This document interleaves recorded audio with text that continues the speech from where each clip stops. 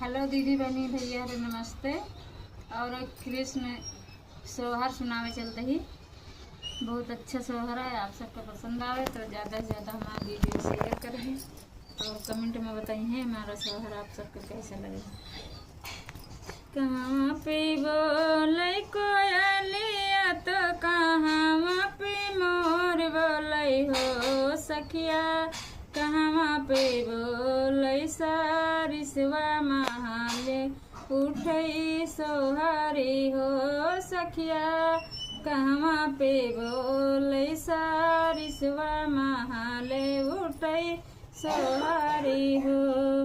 कहाँ पे बोले कोयलिया तो कहाँ पे मोर बोले हो सखिया, कहाँ पे बोले सारिसवा महाले उठई सोहारी हो सखिया, कहाँ पे बोले सारिसवा महाले उठई सोहारी हो सखिया, कहाँ पे बोले सारिसवा महाले उठई सोहारी हो।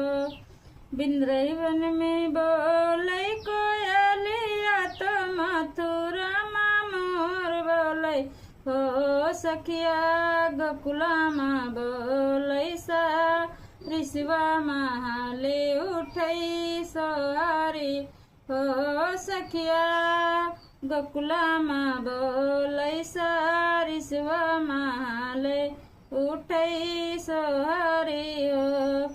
के करे से जानी में कन्हैया तो केही घरे सोहारी हो ललना, के घरे खुशिया मनाई हो ललना, के घरे खुशिया मनाई हो।